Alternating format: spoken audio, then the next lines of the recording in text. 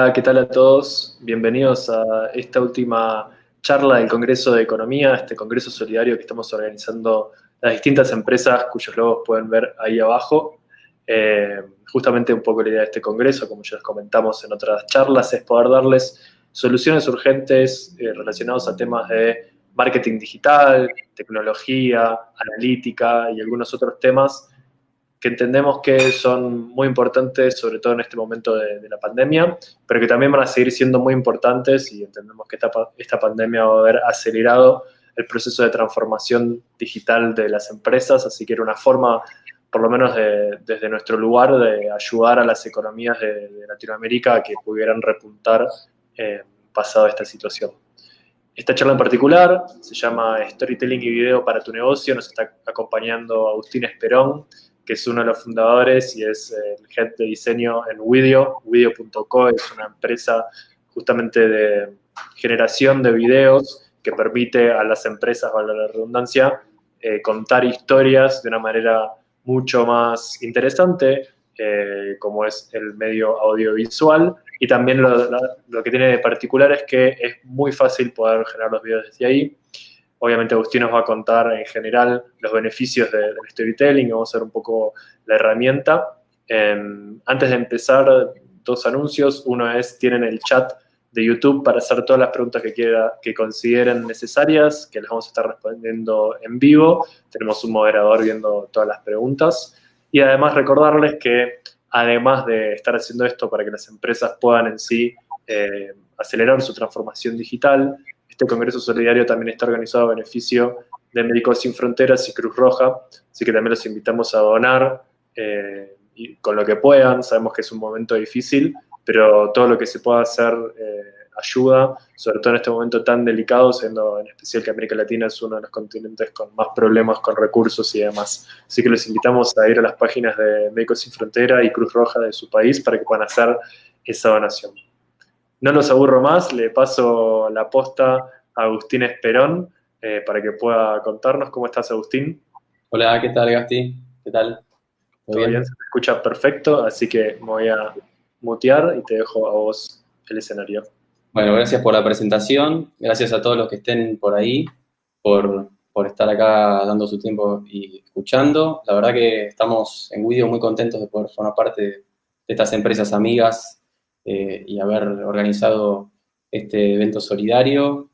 Y bueno, como dijo Gasti, vamos a hablar de storytelling, y seguramente muchos cuando vieron ese título, se habrán preguntado, en este contexto en el que estamos, ¿por qué vamos a hablar de esto, ¿no? De storytelling, de historias, en medio de una pandemia donde seguramente estamos en casa haciendo las tareas domésticas, cocinando, trabajando, los que tenemos la suerte de tener todavía cosas para hacer, y los que tenemos familia, hijos, hijas, además tenemos que estar haciendo labor docente, ¿no? Haciendo la escuela en casa, así que me imagino el caos de cada uno, y pensar por qué esta persona me va a hablar hoy de las historias. Bueno, la verdad es que vamos a hablar de historias porque el storytelling es una herramienta muy, muy potente que podemos usar para nuestras acciones de marketing. Es una herramienta que, si la conocemos y conocemos cuáles son los puntos más fuertes y los usamos bien, nos puede ayudar a ganar más dinero, básicamente. O sea, potenciando nuestras campañas de marketing, nuestras estrategias, nuestras comunicaciones, eso obviamente puede hacer que ganemos más dinero, y ahí es donde se pone interesante. Y en esta charla básicamente vamos a hablar de una historia de amor que se da entre nuestros cerebros y las historias, entre los cerebros de todas las personas del mundo y las historias. Esto no se trata de un tema de personalidades, de que a algunos les gusten y a otros no, sino que se trata de una cuestión más primaria de los que compartimos todos los seres humanos, y es que nos gustan las historias. Esto se remonta al principio de la humanidad, donde se trasladaba el conocimiento contándose de unos a otros, hasta hoy. Eso sigue pasando hoy. Así que lo que vamos a ver a lo largo de toda la charla es esto, es esta gran historia de amor. Y mi objetivo hoy es contarles lo que yo fui aprendiendo sobre el storytelling, cuáles son los elementos principales. Vamos a ver que el video es la mejor forma de contar historias y por qué. Vamos a ver un poco de métricas, algunos datos nerd que le digo yo, algunos datos más de índole científico, y al final vamos a contar una historia pequeña. Y bueno, espero que con toda esta información podamos salir conociendo un poco más sobre esto y lo podamos usar todos en nuestro negocio. Y bueno, también espero que no se aburran. Va a haber muchos ejemplos, dibujitos y algunos videos también. Bueno, las historias están en todos lados. Desde que nacemos estamos atravesados por historias. Cuando somos chicos aprendemos en forma de historias. En el colegio, cuando hablamos con amigos, les contamos algo que nos pasó a través de una historia. Nos comunicamos todo el tiempo a través de historia. En nuestros negocios, cuando armamos un proyecto, lo armamos en forma de historia. Si generamos una landing page, la landing page es una historia, va contando cosas desde la más importante o primera que necesito que vean hacia abajo. Un email es una historia. Bueno, ni hablar de posteos, blog posts, artículos, tweets, etc. O sea que las historias, en definitiva, están en todos lados. Es inevitable que nos atraviesen.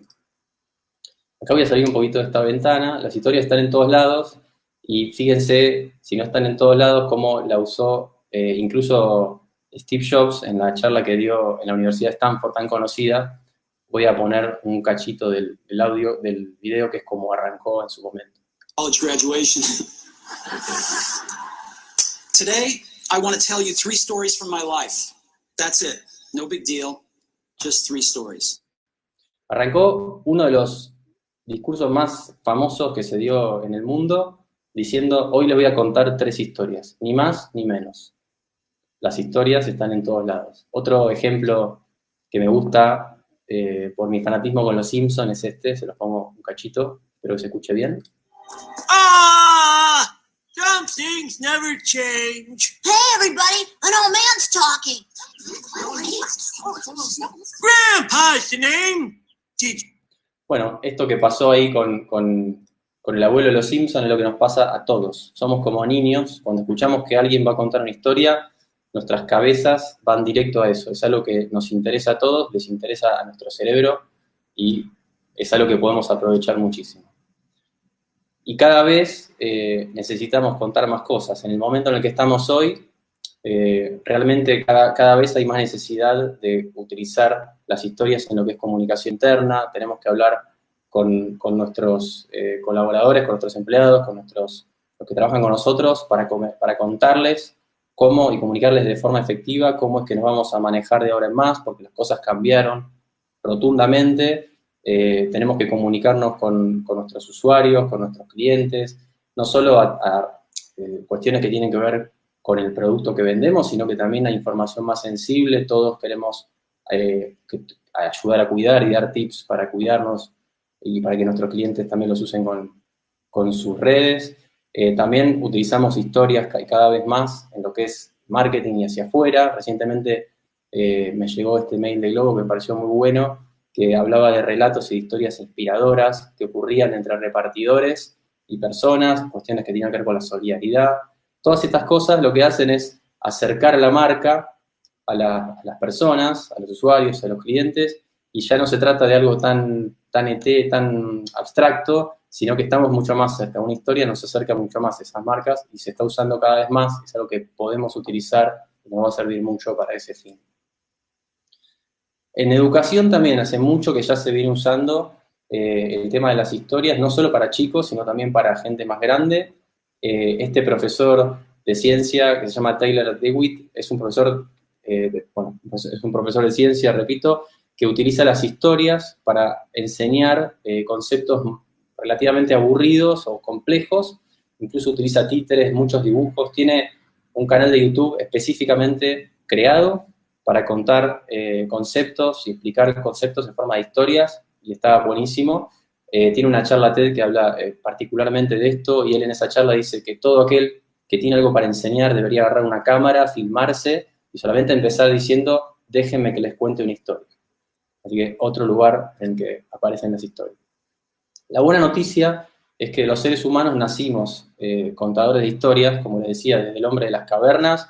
Todos nosotros sabemos contar historias, todos nosotros podemos contar historias, y lo hacemos todo el tiempo. no es que había que estudiar para hacer esto, sino que siempre lo supimos hacer. Y por otro lado hay otra ventaja, que es que todos los humanos adoran la comunicación visual y adoran las historias. Entonces tenemos esa doble ventaja y la podemos utilizar. Yendo a lo que son los elementos, lo que podría ser una historia efectiva o la anatomía de una buena historia, obviamente hay un montón. Yo elegí algunos que me resultaron interesantes de compartir con ustedes. El primero es la estructura, ni más ni menos que lo que aprendimos en el colegio: introducción, nudo y desenlace. Tiene que haber un comienzo, tiene que pasar algo, el medio, algo interesante, y eso tiene que resolverse de alguna forma, no puede quedar cortado ni a la mitad. En el sentido de lo que es la introducción, hoy todas estas historias que son publicaciones y cosas que ocurren en Internet, que publicamos en Internet, videos y demás, es cada vez más importante la introducción. Tiene que ser los primeros segundos de atención que yo tengo de la persona, los tengo que exprimir al máximo para que siga queriendo consumir mi historia. Piensen que hoy todo lo que nosotros publicamos, la gente lo consume en un aparato, en el celular, que mide unos cuantos centímetros, y la atención que tiene es lo que dura el scroll en el que navegó nuestra historia, nuestro video, nuestro post, al lado de un montón de otros con los que estamos compitiendo. En video decimos que los primeros 2 o 3 segundos son clave, y si no logro captar la atención en esos 2 o 3 segundos, mi historia se pierde en el mar de información que hay en Internet. Entonces, súper, súper importante poder hacer un buen comienzo. Y después ir pasando a la siguiente etapa de la historia. Las historias trabajan en anticipación con las personas. Siempre queremos saber qué es lo que viene después. Recién les comentaba que una landing page es una historia. La función del H1, del título principal, es que yo me haya interesado y pase a otro nivel de lectura, y a otro, hasta llegar al call to action. Si hablamos de un mail, que también es una forma de historia, el subject, el asunto del mail, es lo que debería provocar esta introducción, es lo que debería provocar el que yo abra el correo. Una vez que lo abro, voy a tener un título, y la función del título es que yo pase la línea, la función de la línea que pase la segunda, y así hasta que llegue a donde el que lo hizo quiere que llegue, ¿no? Que puede ser responder, completar algo o apretar un botón. Entonces, esta es como la estructura principal de cualquier historia. Otro elemento que me parece clave y súper interesante es la simplicidad. Es una regla general para cualquier área de diseño de cualquier tipo. La podemos llevar también a lo que es la comunicación, y la podemos llevar también a lo que es la historia. Yo puse este ejemplo de un diseñador industrial alemán que ya falleció, que en los años 50 diseñaba productos como esta radio, para la marca Braun. Tiene un montón de productos, una línea de productos muy, muy famosa, y él postuló una serie de afirmaciones sobre qué es un buen diseño, y una que me gusta mucho es esta, que es que el diseño es tan poco diseño como sea posible, ¿no?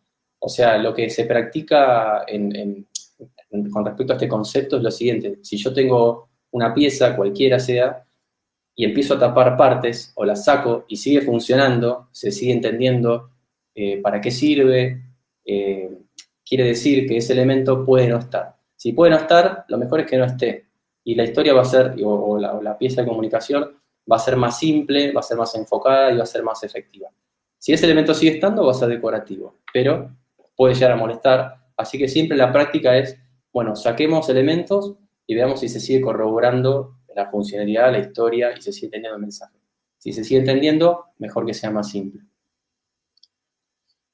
Cualquier cosa pueden ir preguntando si hay algo que no se vaya entendiendo hasta acá. Espero que se entienda, espero que se siga escuchando. Otro elemento que a mí me parece clave es la relevancia. Una persona grande contándole, si quiere tener la atención de un chico y le quiere contar una historia, y la historia tiene que ver con una persona del ámbito empresarial que no sabe si va a llegar a los objetivos de fin de mes, la verdad que probablemente pierda la atención de ese niño porque no es relevante para su edad. Ayer en una de las charlas, Joaquín hablaba de esto, ¿no? De que en este momento en el que estamos no es igual a cualquier otro momento. Entonces, las cosas que comunicamos no pueden estar contadas de la misma forma que en cualquier otro momento, porque es un momento único en la historia. Hace poco nosotros tuvimos que preparar un email marketing para nuestros usuarios, contándole que teníamos una serie de nuevos video templates que hacemos todos los meses sobre coronavirus para que utilicen en sus empresas con sus canales. En un principio habíamos hecho un mail que parecía como cualquier otro mes, ¿no? Que era como, bueno, acá tenemos los nuevos templates, mirá qué buenos que están, usalos. Y la verdad que cuando hicimos un segundo análisis nos dimos cuenta que era demasiado seco y demasiado fuera de contexto, que teníamos que empatizar más con lo que estaba sucediendo, porque también nos está sucediendo a nosotros, y el tono del mail cambió rotundamente y lo transformamos mucho más en algo que tenía que ver con que también nosotros estamos viviendo un momento difícil y que nos parecía que este template, así como nos estaba ayudando a nosotros a mandar información útil a nuestra comunidad sobre el cuidado y información chequeada, a ellos también les podía servir, y cambió totalmente el tono y realmente fue relevante y tuvo buen resultado. Esto que decía del adulto con el niño, sin embargo, se puede dar al revés. O sea, el niño tal vez, para el niño no es relevante algo que es para un adulto, pero nosotros sí nos mostramos empáticos, nos interesan o nos pueden convocar historias que tienen elementos infantiles, porque nosotros sí fuimos niños y de hecho nos gusta un poco ese condimento. Y si no, dígame quién cuando ve esta escena de Toy Story o cuando la vio, no le removió un montón de cosas y quiso volver a su casa a rescatar los juguetes que tenía de cuando eran chicos. O sea, yo me acuerdo cuando vi esto, realmente me conmovió. De hecho, yendo a otro ejemplo práctico, a veces cuando creamos videos explicativos para empresas, por más de que los conceptos sean sumamente adultos, digamos, o complejos, tengo un algoritmo que analiza un montón de información y da algo y aparece algo re técnico, todo eso lo podemos llevar, de hecho lo he hecho muchas veces con clientes, a un personaje más infantil que cuenta una historia y demás. Para el adulto sí puede ser relevante o puede ser interesante ese canal o esa manera de comunicación. Bueno, otro elemento clave y súper interesante es el tema de las emociones. Una historia efectiva tiene que apelar a las emociones. Es una herramienta que podemos usar para acercarnos más al que nos está escuchando, al que está consumiendo esa historia. Fíjese que en el cine o cuando leemos algo, pero sobre todo nos pasa por ahí en el cine o cuando vemos una peli, una serie, nos puede pasar que nos emocionemos, nos puede pasar que nos maravillemos, nos puede pasar que nos angustiemos, hasta algo corporal, podemos transpirar, podemos llorar, o sea, es algo increíble. Estamos viendo algo que sabemos que no existe, sabemos que es una historia falsa, y así todo nos podemos compenetrar, nos podemos identificar con los personajes y hay cambios físicos en nuestro cuerpo. Es algo realmente increíble. Y hay un término que acuñó este profesor Yuri Hanson que se llama neurocoupling, que en realidad la traducción sería algo como acoplamiento neuronal, que es lo que explica por qué nos pasa esto que recién conté sobre las emociones. Y es increíble realmente. Parece que cuando una persona está escuchando una historia, la persona que la está escuchando y la que la está contando, cuando se analiza en el cerebro, se iluminan en áreas muy similares y hay patrones de respuesta en el cerebro muy similares y en zonas muy parecidas.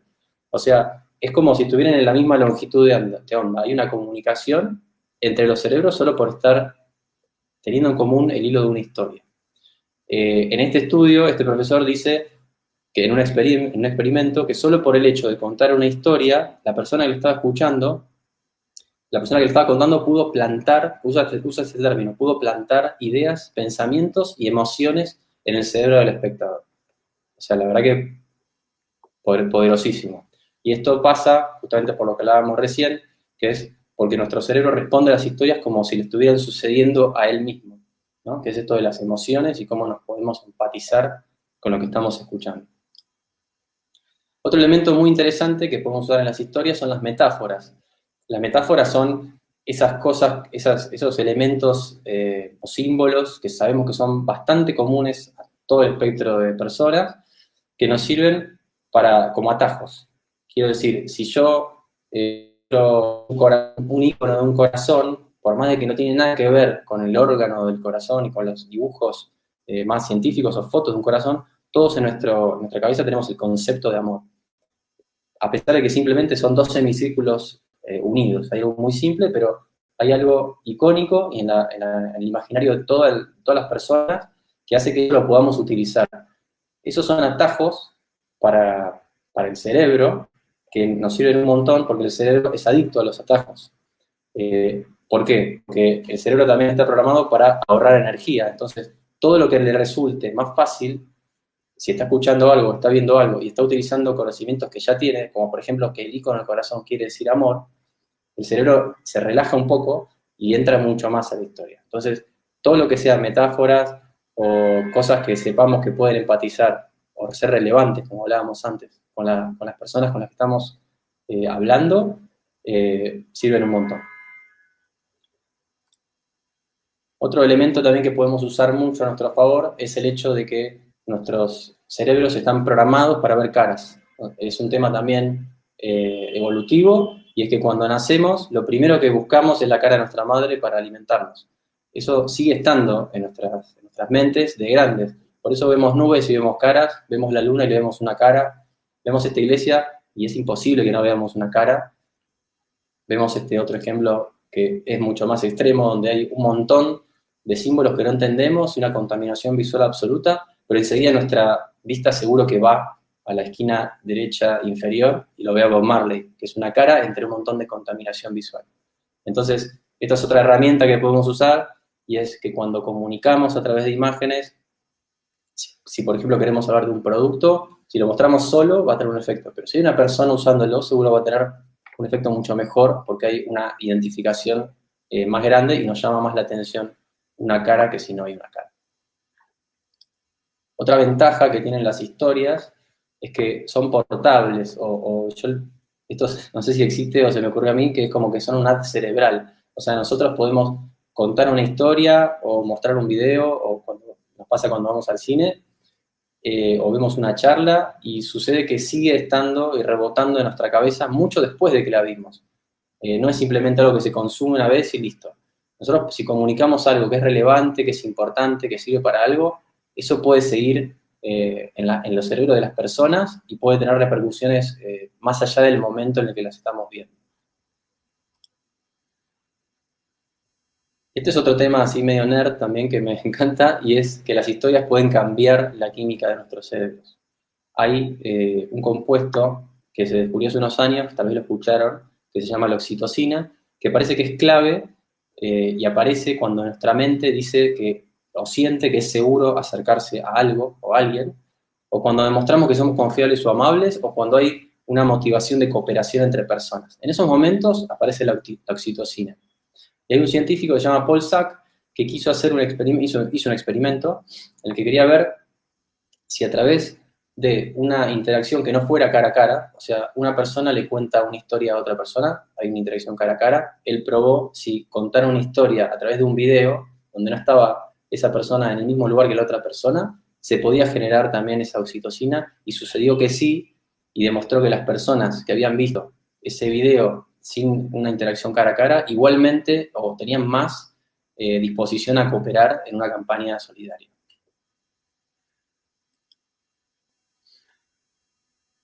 Y otro dato interesante es esto, ¿no? Que si contamos algo en un formato de historia, se iluminan muchísimas más áreas de nuestro cerebro, entran en juego muchísimas más cosas que cuando se nos presenta información en forma de datos a secas o bullet points. Los textos, por lo que estuve investigando, solamente iluminan 2 áreas de nuestro cerebro, ponen en juego solamente eso.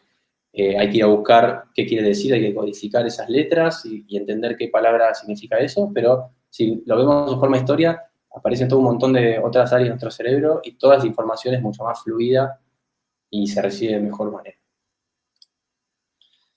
Y la manera más efectiva que conocemos hoy para transmitir historias son los videos. Y la explicación de eso es que el video es una herramienta multisensorial. Cuando yo cuento algo a través de un video versus una imagen sola o un texto solo, es que intervienen varios sentidos. Entonces, puedo utilizar un montón de recursos para generar más emociones, más situaciones, etc. Obviamente, empezando por la vista, en un video interviene la vista y resulta que el 90% de la información que recibe nuestro cerebro es visual. El 90% de la información que recibe nuestro cerebro es visual, o sea, vaya que es importante, y el 70% de los receptores sensoriales de todo nuestro cuerpo están en los ojos. Es por eso que si vemos, por ejemplo, la palabra idea, viaja, parece que la leemos rápido, pero viaja a través de milisegundos, que es poco y es corto, pero sin embargo, cuando vemos el icono de la lamparita y ya pensamos en idea, eso viajó 60.000 veces más rápido que la palabra. O sea que las imágenes, yo por eso puse que una imagen no vale más que 1000 palabras, sino más que 60.000 palabras o 60.000 veces más rápido que las palabras. O sea, siempre que usemos una imagen vamos a estar transmitiendo conceptos en forma muchísimo más rápida y también lo podemos enriquecer. Si esta lamparita es divertida, puedo decir que la idea es divertida. Si se estuviera moviendo, también podría estar transmitiendo otras cosas que la palabra solamente me está diciendo el concepto. Otro dato también con respecto a las imágenes es que las imágenes son almacenadas en la memoria de largo plazo de nuestro cerebro y los textos en la memoria de corto plazo. Así que esa es otra ventaja. Después aparecen los sonidos, por supuesto, que tienen un rol importantísimo. En algún momento, o hace unos años, en lo que era video, se decía que siempre era mejor tener locución, por ejemplo, porque mientras un locutor me está contando algo, como estoy hablando yo ahora, en la pantalla podían pasar otras cosas, entonces podía aprovechar más ese tiempo que tenía. Después, a medida que los videos se empezaron a usar muchísimo más en dispositivos, en internet, casi todo el mundo lo empezó a usar en muteado por defecto, porque querían que nadie los descubriera viendo ese video en ese momento. Entonces eso cambió un poco, y entonces ahora, si bien a los videos pueden tener locución, se recomienda muchísimo más que aparezca el caption o que aparezcan los textos sobre la pantalla, porque se asume que ese video se está viendo sin audio. Entonces debería ser autoexplicado, muteado. Pero bueno, en el caso de que usemos audio, la ventaja que tenemos es que podemos contar cosas que están fuera de la pantalla. Por ejemplo, si alguna vez vimos Star Wars, vamos a ver que cada vez que aparece Darth Vader, un poco antes ya se escucha la banda de sonido de ese personaje. Ese personaje tiene un sonido característico que hace que yo ya sepa en anticipación que está viniendo sin estar viendo nada en la pantalla. Lo mismo pasa con el sonido de tiburón, tan conocido, y lo mismo pasa hoy con lo que se llaman los audiólogos, que son esos sonidos de cuando enciendo la Mac o cuando entro a Netflix, que hoy cualquiera que lo escuche, aunque no esté viendo, sabe que se trata de esa marca, ¿no? O sea que también se puede usar para comunicar marcas. A ver. Y yendo a esto que les decía del video, de por qué es tan poderoso, ahora les voy a contar algunas métricas cortitas y después ya vamos a la historia del final. Este botón, que es un triángulo, pero todos sabemos que es un play, y que si lo tocamos va a venir una historia atrás o va a venir algo que tiene que ver con video y nos va a interesar. Es el botón que más se cliquea en todo el universo de Internet. Se cliquea hasta un 80% más que cualquier otro call to action. O sea que eso demuestra que hay un interés muy grande y cada vez más grande en Internet a través de los videos, y eso es lo que nos dice que lo deberíamos usar para comunicarnos en forma efectiva. Para ver un poco más el volumen de lo que se está haciendo en cuanto a video, en YouTube lo que vemos es que llega a más personas por semana que todas las cadenas de cable del mundo combinadas. O sea, es mucho más poderoso. Se suben a YouTube más de 500 horas de video nuevos por minuto. Se miran en YouTube 1 billón de horas por día. Y las personas, cuando se hacen encuestas, da que las personas que vieron videos están más dispuestas a comprar un producto que las personas que no lo vieron. Así que es una herramienta que también podemos usar para todo lo que tiene que ver con venta de productos o servicios. Bueno, vimos también que hace 1 año o 2, LinkedIn, que era la única red social que no tenía video porque parecía que tenía otro perfil, empezó a incluir también la herramienta de videos. Notaron que sirve mucho para que las empresas se acerquen y se humanicen muchísimo más con los consumidores y pueden mostrar la cocina de sus empresas y ver que en realidad somos todos personas y se está utilizando muchísimo este recurso.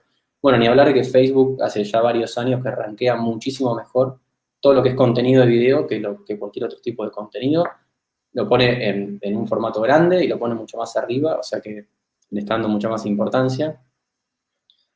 Y en cuanto a lo que es email marketing, que también hablamos hace un ratito, hay algunas métricas interesantes también. Por ejemplo, que al agregar en el asunto, solamente por agregar en el asunto de un mail la palabra video, hay hasta un 19% más de apertura.